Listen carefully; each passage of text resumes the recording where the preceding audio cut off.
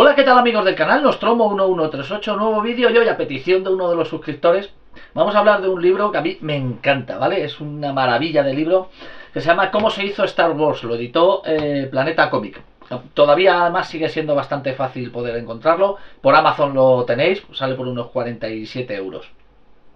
De Star Wars hay 200.000 millones de libros.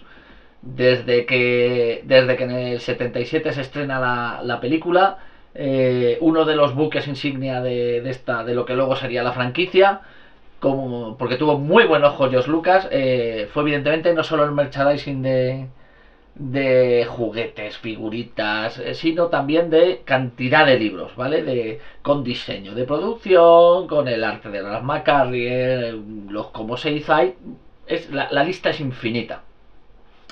De todos ellos, que los hay buenos, variados, menos buenos, este para mí es mi preferido. Y si os gusta mucho la saga de Star Wars, si queréis de verdad enteraros cómo fue todo el proceso de creación de la película, para mí este es el número uno sin ninguna duda. ¿Por qué? Porque a diferencia de los otros libros, el material que tiene tiene muchísimo material, muchísimas entrevistas, muchísimas transcripciones de las reuniones que se tenían durante el proceso de creación de la película, cuando todavía nadie sabía el fenómeno en el que se iba a convertir este Star Wars. Entonces es tremendamente interesante, porque los dos libros ya parten ya de la premisa de que, bueno, de que fue un boom brutal que no se ha vuelto a repetir en el cine a los niveles a los que lo hizo George Lucas con Star Wars. Evidentemente ha habido también franquicias muy potentes como El Señor de los Anillos, como pueda ser Matrix y tal, pero al nivel de Star Wars,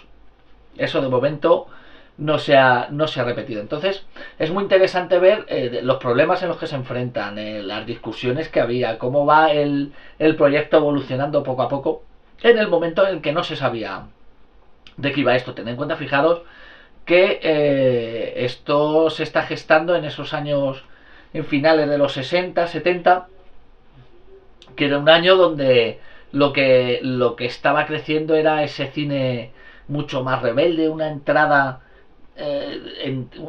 de grandes talentos jóvenes a la industria del cine, llevando esa situación política con el movimiento hippie, la guerra del Vietnam y todo eso. Se va a empapar el cine que se hacía en aquella época, un cine mucho más realista, mucho más violento, ¿vale? Pues eso lo petó, por ejemplo, Dennis Hopper con su Easy Rider.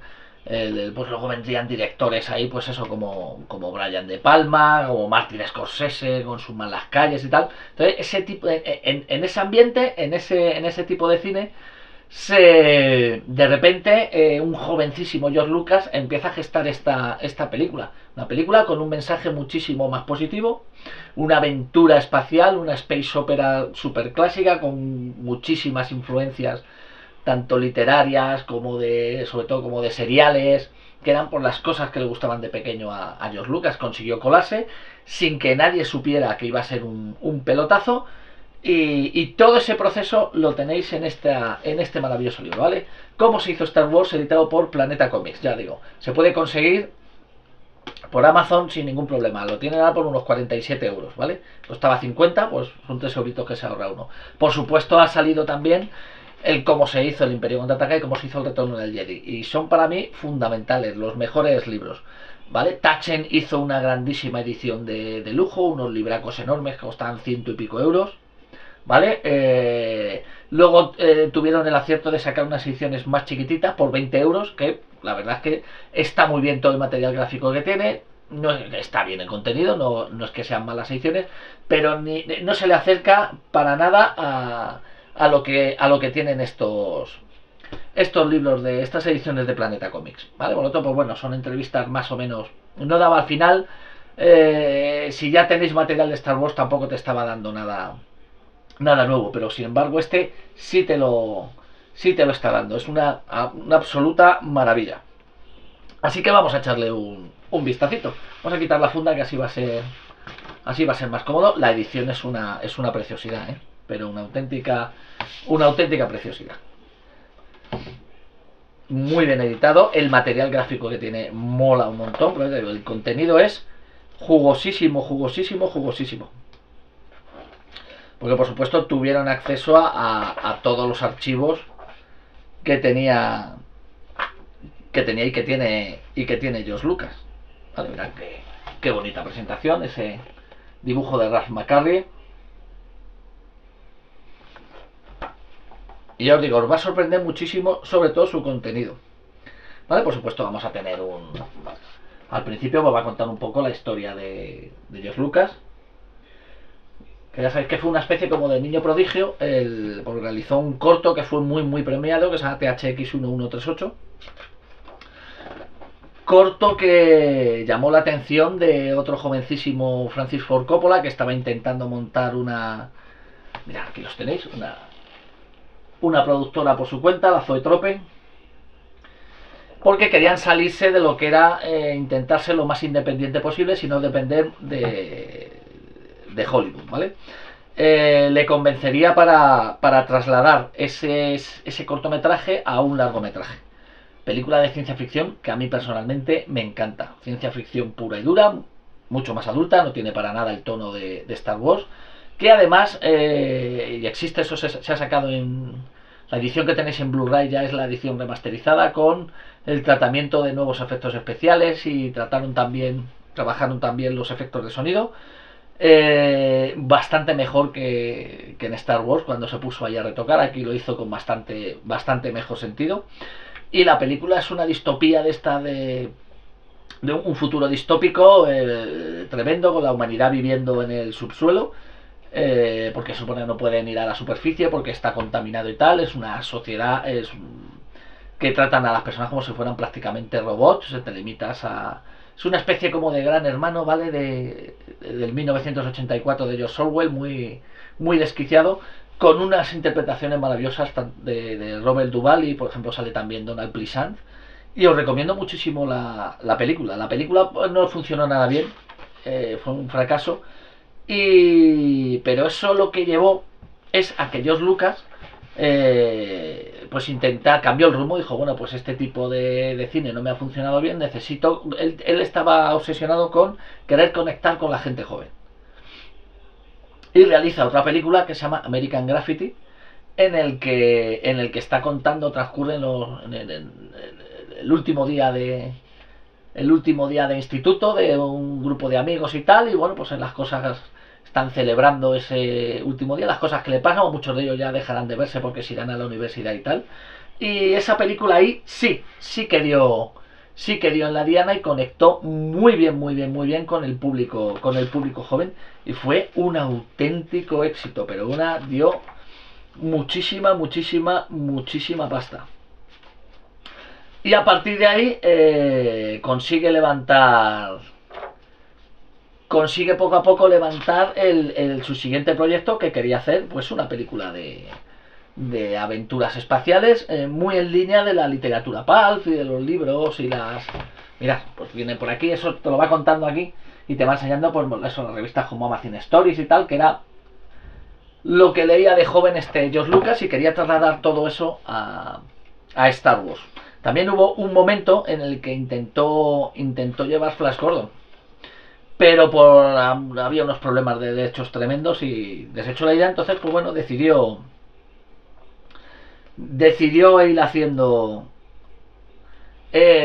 su propio Flash Gordon, ¿vale? ¿Veis? Vamos a tener mucho de esto, que está muy bien, que son los primeros borradores, ¿vale? Las primeras notas que va haciendo George Lucas sobre Star Wars. Entonces es muy interesante ver cómo evoluciona la historia. Él siempre lo diría que no se le da bien escribir, y la verdad es que cuando ves leyendo este libro te das cuenta que efectivamente no se le da nada bien escribir.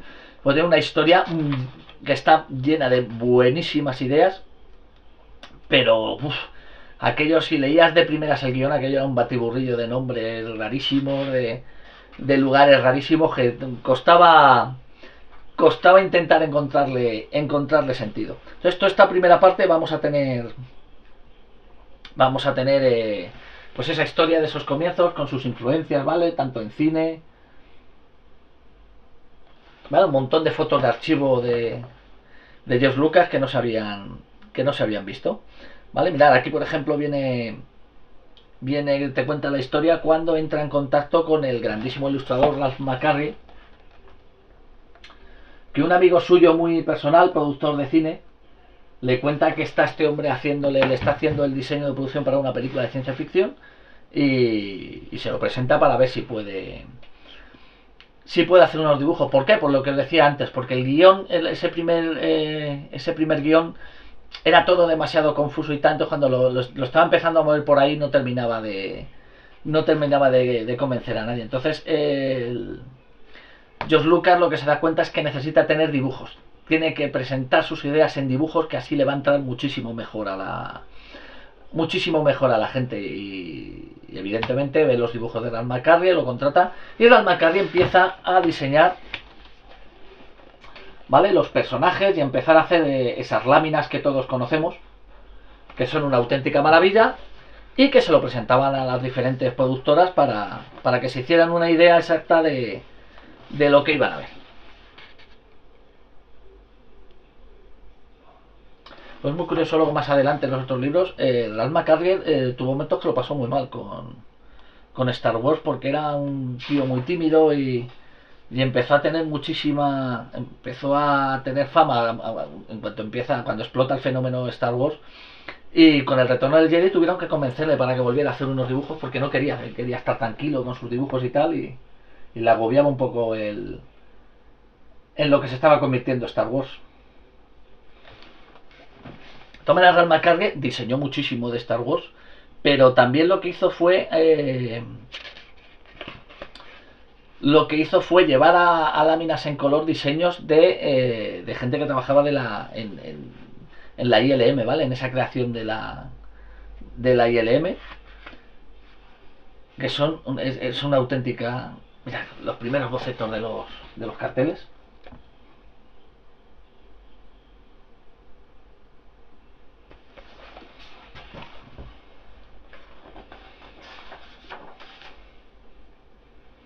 ¿Vale? Cantidad de dibujos de Ralph McQuarrie.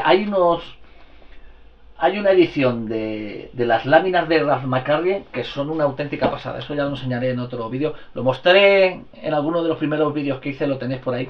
Pero antes cometía el error que hacía unos vídeos en los que enseñaba un montón de cosas, cuando debería de mostrar menos y hacer vídeos solo con ese tipo de libro. Entonces, es posible que me lo tome con más calma y os enseño esa maravillosa edición de Ralph McQuarrie, muy cara, ¿vale?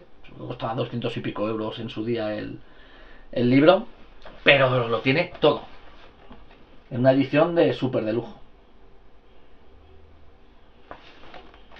Claro, como veis, muchísimos dibujos, muchos os sonarán porque pues aparecen en otros libros.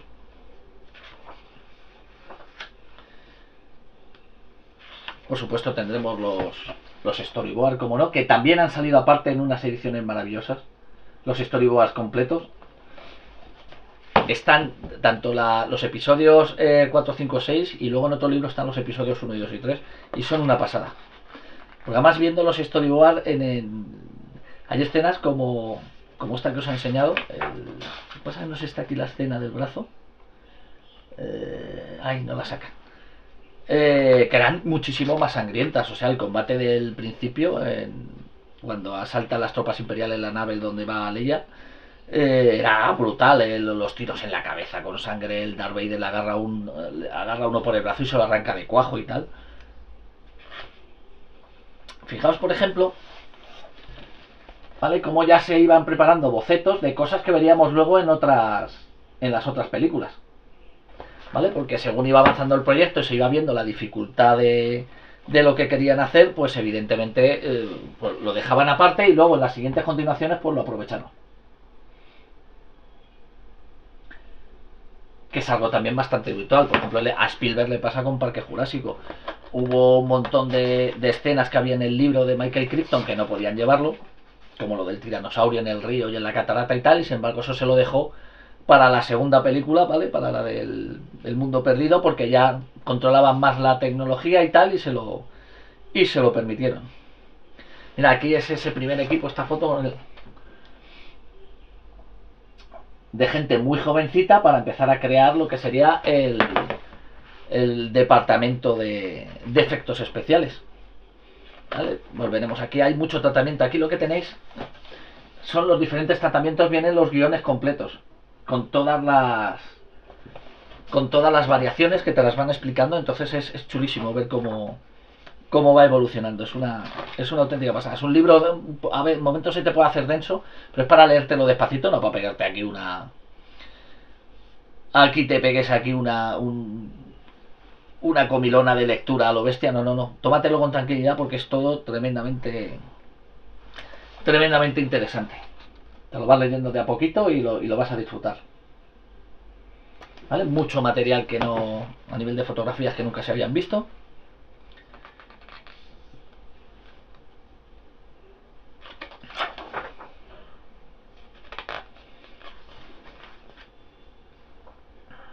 Mira, aquí lo que serían los primeros departamentos en plan cutre salchichero. Que fijaros en lo que luego se convertirá en esos departamentos cuando él decide construirse ese rancho Skywalker, más toda una serie de edificios para la producción de las siguientes películas. Más diseños, los primeros diseños de las naves.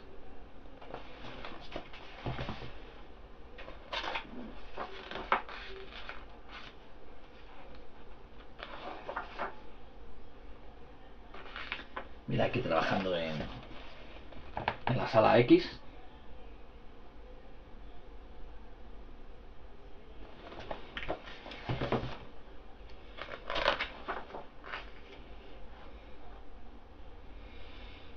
¿Lo veis? Por ejemplo, aquí lo que os comentaba con los diseños de la nave. Contratan para la ILM a Joe Johnston y es un tío que dibuja muy bien y ahí tenéis sus diseños. Entonces luego Ralph McCarthy lo que hace es pasar esos diseños a dibujos a color, en los que luego además los ponía en contexto con un fondo y tal, y eso es lo que presentaba. Pero muchas veces achacamos todo el diseño de producción a Ralph McCarthy y no es verdad. Hay que acordarse de Joe Johnston, que es un diseñador absolutamente maravilloso. Aquí dio el do de pecho y en el Imperio Contraataca ya fue increíble lo que hizo. Ya en otro vídeo os enseñaré porque salieron en los años 80, salieron unos libritos chiquititos con mucho diseño de producción de Joe Johnston, que es una pasada. Eso empieza un poquito más de colección. ¿Vale? Pues fijaros aquí empezando a trabajar en los diseños de los decorados.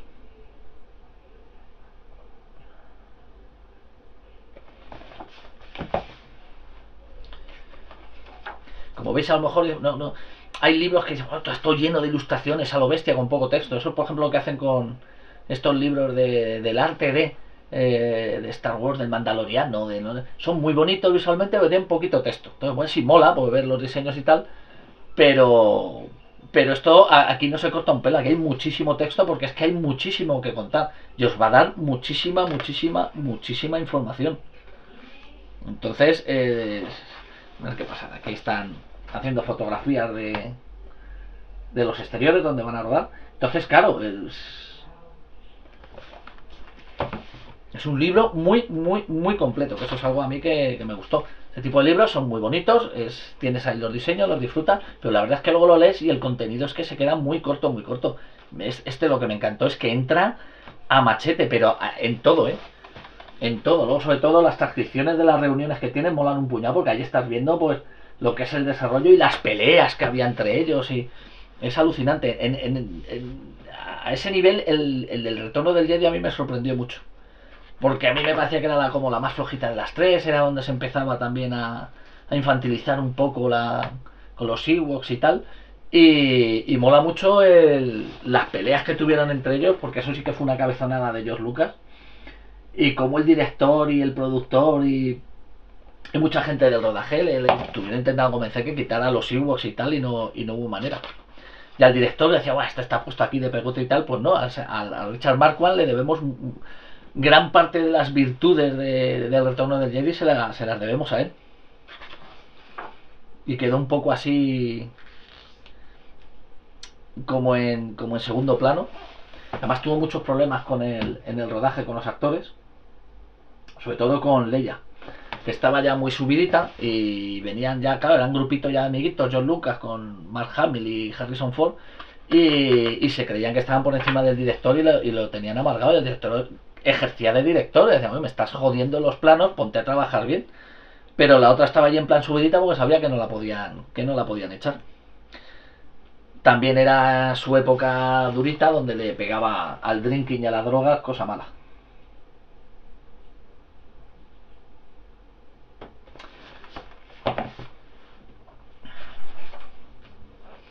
Es todo una auténtica pasada, de verdad. Mira la construcción del halcón milenario.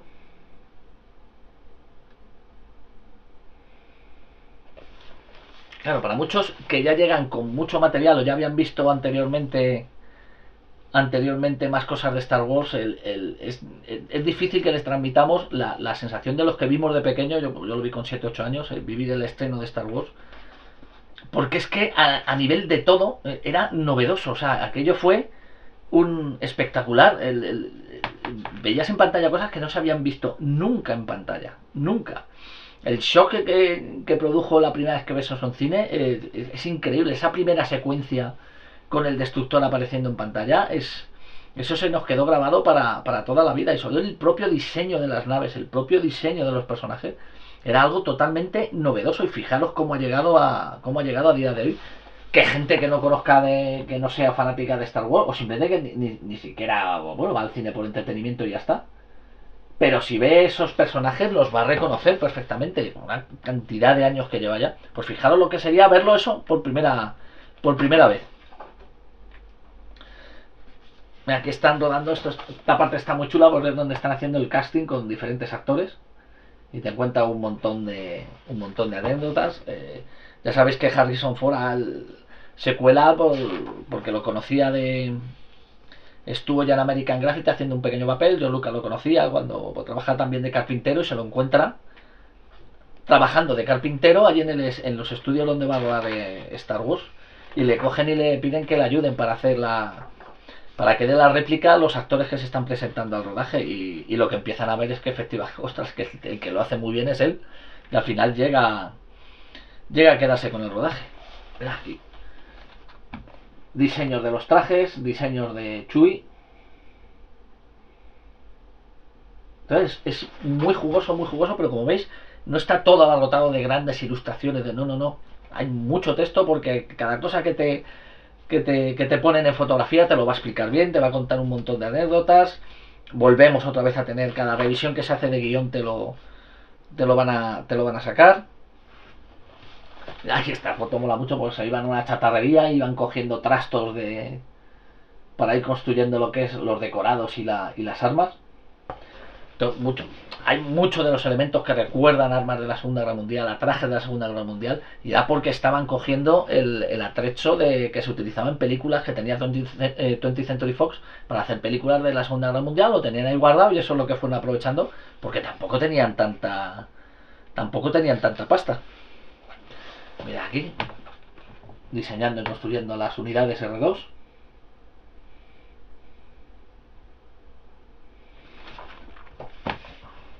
Es una delicia. El libro, yo os digo que es una auténtica delicia. Aquí tenemos conceptos primitivos de diseño de naves. Como veis al principio sí tenían un tono muy a lo pulp o a las películas que se veían en cine de ciencia ficción, rollo así platillo volante, pero mola mucho como George Lucas tiene la visión de decir, no, esto hay que variarlo, esto se parece demasiado a ese tipo de películas y yo quiero algo que sea nuevo. Y de esos diseños pues pasamos a estos.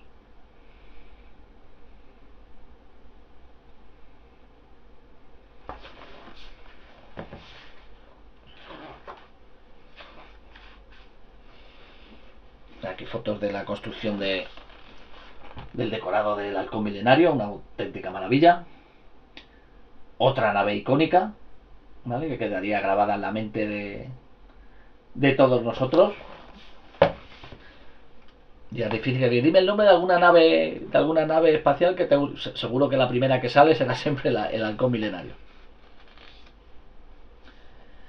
Aquí, por ejemplo, empezando a diseñar el traje C3PO, haciendo ahí pruebas con el actor, que las pasó canutas. Pues ya no solo por el calor, sino porque determinadas partes del traje se le clavaban y le hacían heridas.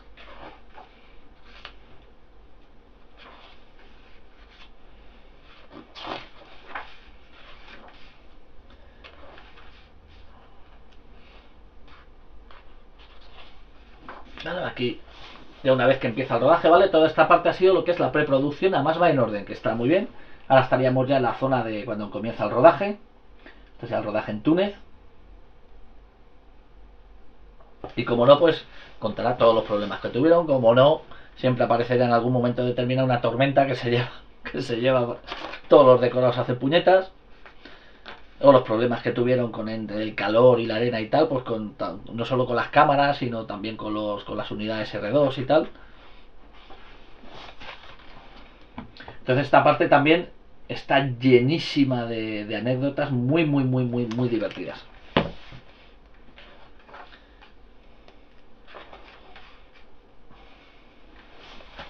Mira,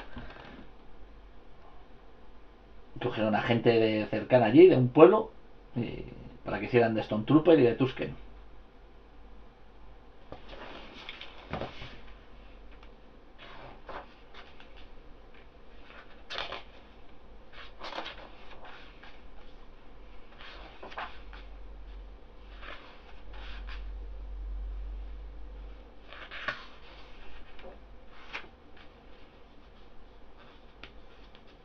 Pues yo digo, es muy interesante muy interesante el libro. Ves ahí con fotos de rodaje, también muy divertidas.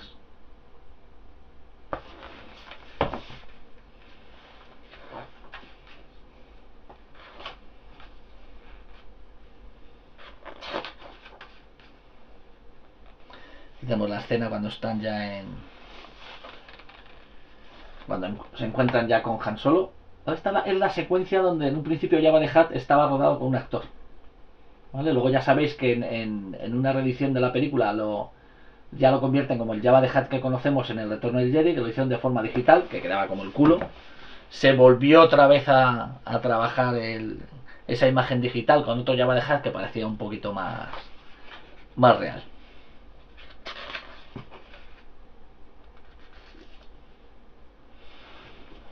Aquí el elenco de todos los que van a aparecer con una secuencia mítica de la película, que es la de la cantina.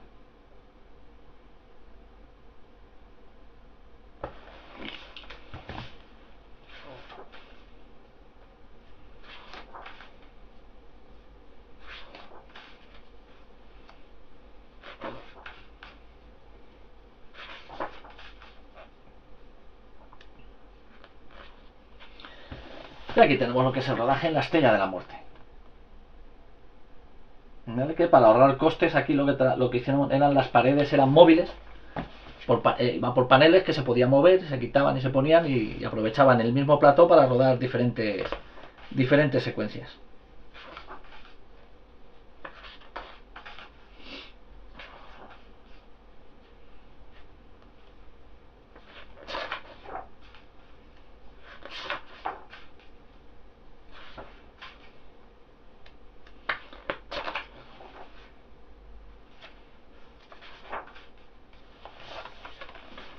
Aquí preparando el rodaje en la secuencia en el que Obi-Wan se enfrenta a Darth Vader.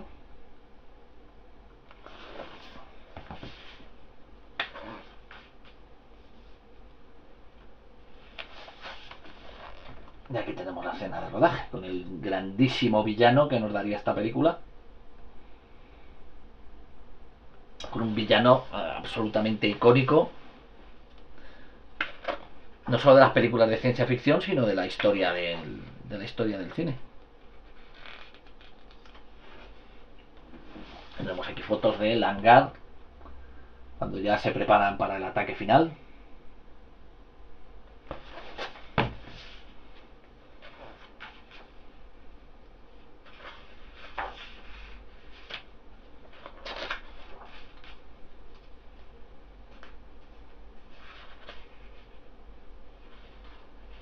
que el rodaje de una de las secuencias más chulas que se nos quedaron a todos grabados en la mente, ¿vale? Que es cuando Luke y Han se ponen al mando de los cañones que tiene el halcón milenario y parece aquello como si fuera un videojuego.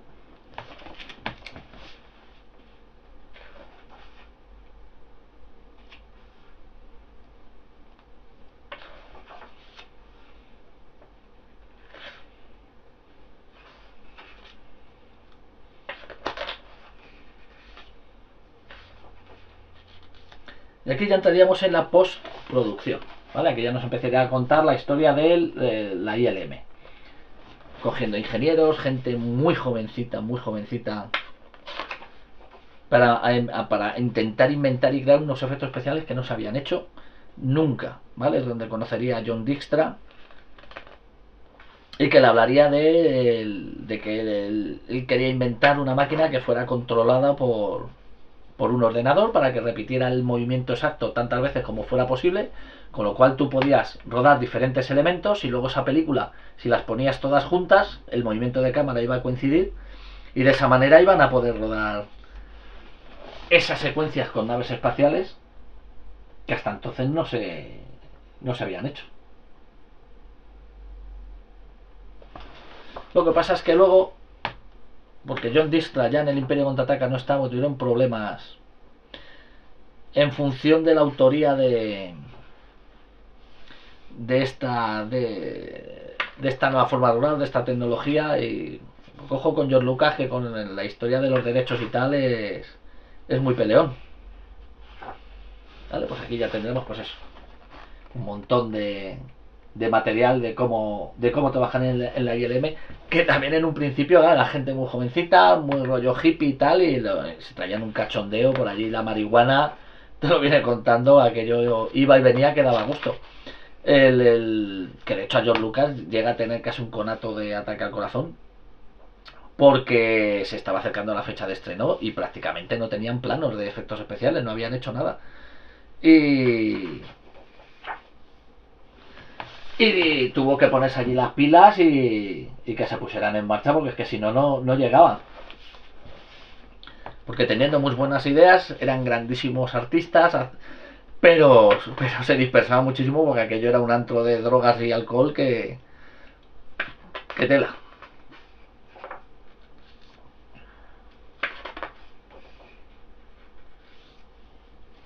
Lo que pasa es que todo cambiará cuando en un pase de prueba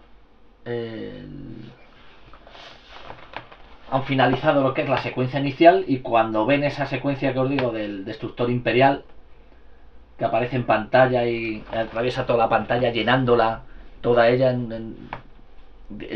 cuando ven esa imagen dicen ya está, dice lo tenemos.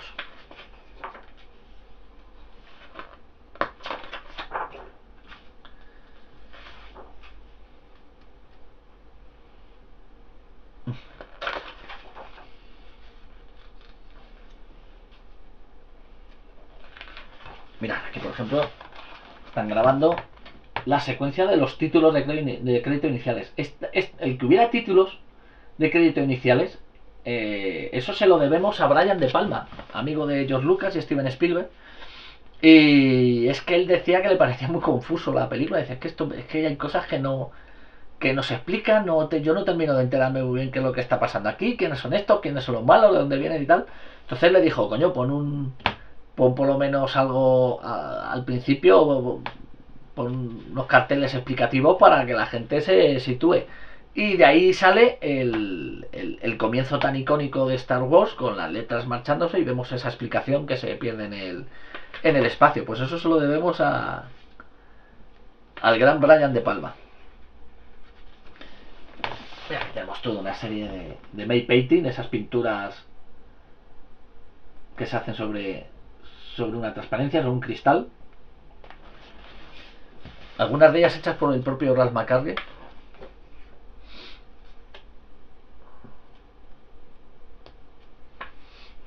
Fijaos, ahí le tenemos dibujando.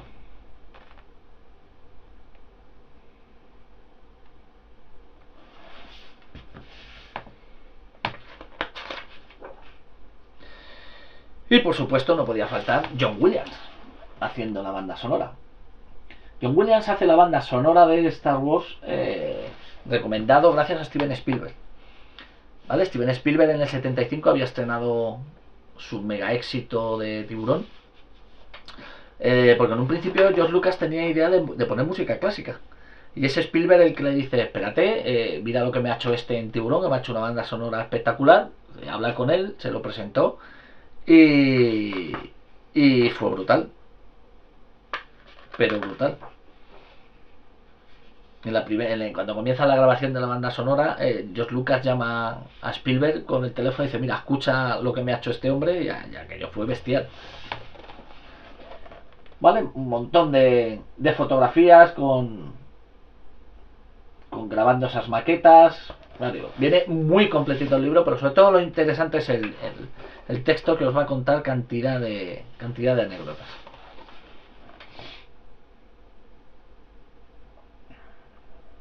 Y como os decía al principio, no se corta un pelo en mostrarte y en contarte los problemas y las peleas que tuvieron entre ellos. Evidentemente va a salir lo que es la escena icónica de la película, uno de los mejores comienzos que se han hecho en el cine.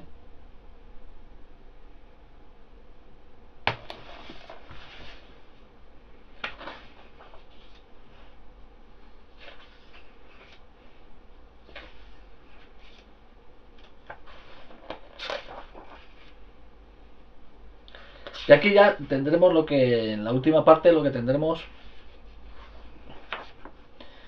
pues es lo que son ya la preparación de los carteles, la preparación del estreno. Aquí las portadas de Howard Chaykin para su cómic, en lo que sería una de las grandes jugadas, que también se explica aquí en el libro, a la hora de realizar el contrato con 20th Century Fox, en el que los directivos de la Fox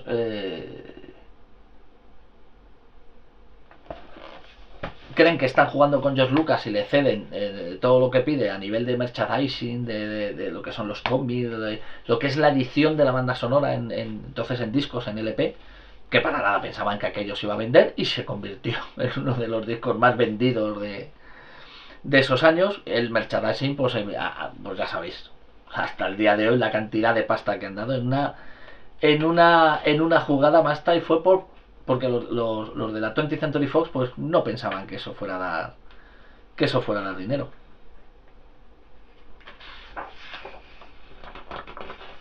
¿Vale? Por supuesto, pues tendremos pues cantidad de revistas de la época, donde ya se empezaba a hablar poco a poco del boom que estaba suponiendo Star Wars. Con Star Wars, además, su estreno va a pasar lo mismo que con Tiburón. Entonces, por eso tanto Tiburón como Star Wars son los que crean el fenómeno de blockbuster de verano.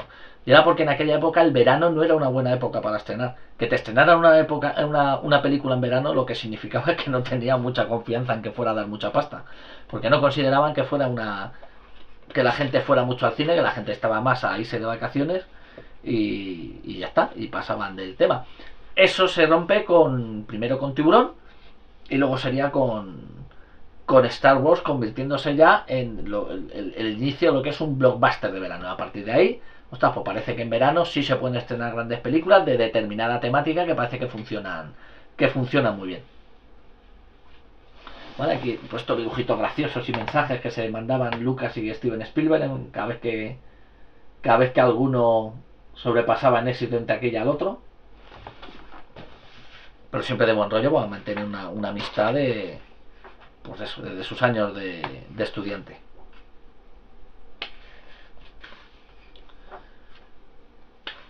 Y ya os digo, como veis, es un libro súper completo. Una serie de material extra, ¿vale? Viene mucho storyboard de un autor que se llama Alex Tabulauris. Es una maravilla los storyboards. Pero ya os digo que ha salido el storyboard, se publicó unos libros maravillosos, el storyboard completo, que son una auténtica pasada.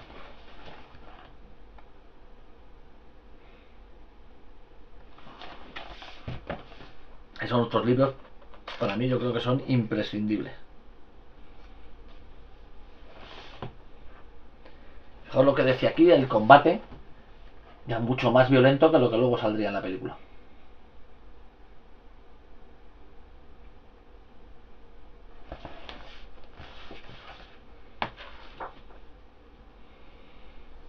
Que voy a ver si tenéis suerte.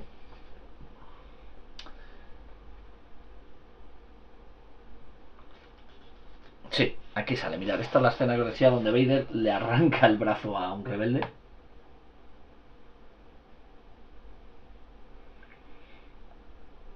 Porque eso no le molaba a Brian De Palma. Cuando ve la secuencia del comienzo de esa batalla en el pasillo de la nave, le decía Brian De Palma a Lucas, pero ¿dónde está la sangre? Se están aquí pegando tiros, está muriendo aquí todo el mundo, ¿dónde? Aquí falta sangre.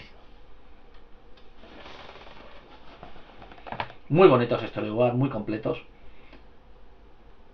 Ya sabéis que a mí me encantan los storyboards, me hace una herramienta fundamental cuando ves a directores que te muestran los storyboards y tal, eso indica que se están trabajando bien la película y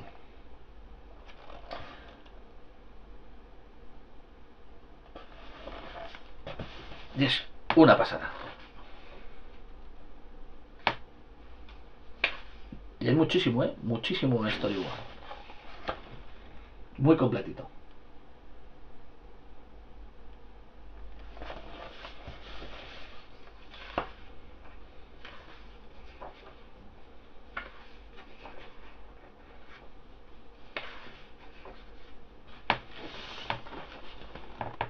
Mira, la secuencia final.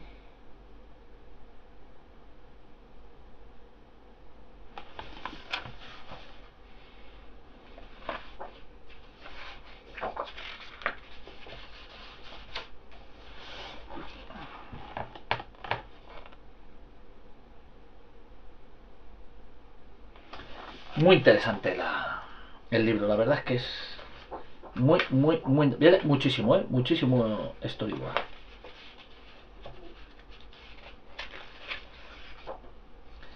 Pero muchísimo storyboard.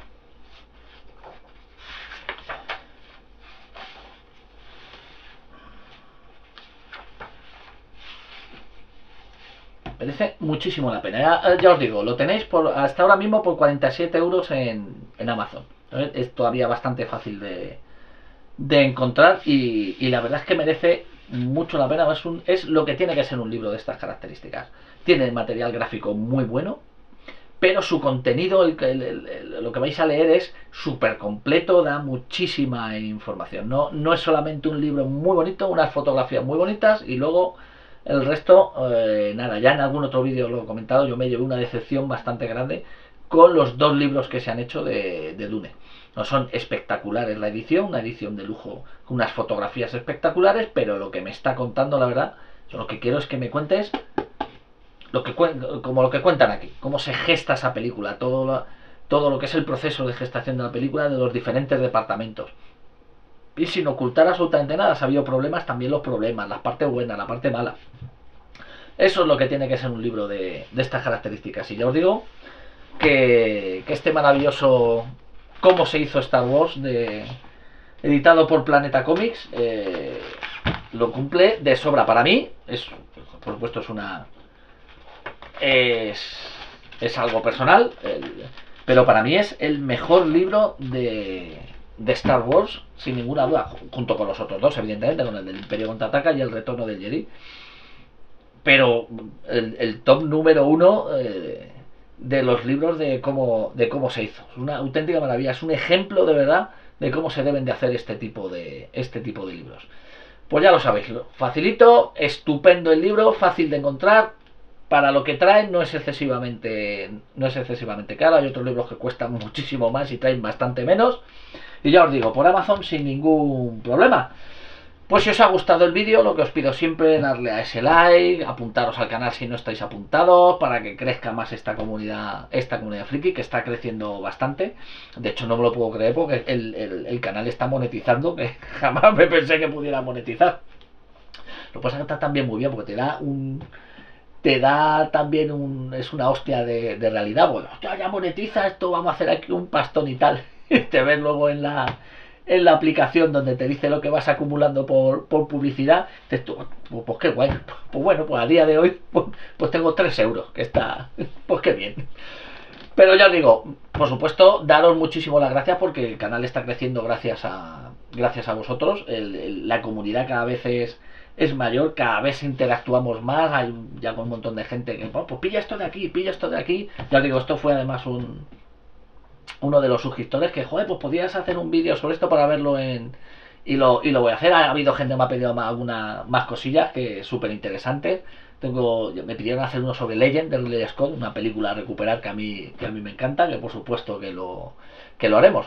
Así que lo que os digo siempre, daros las gracias y por supuesto leer muchos libros, leer muchos cómics, ver muchísimo cine y escuchar muchísimas bandas sonoras y nos vemos en próximos vídeos. Hasta luego.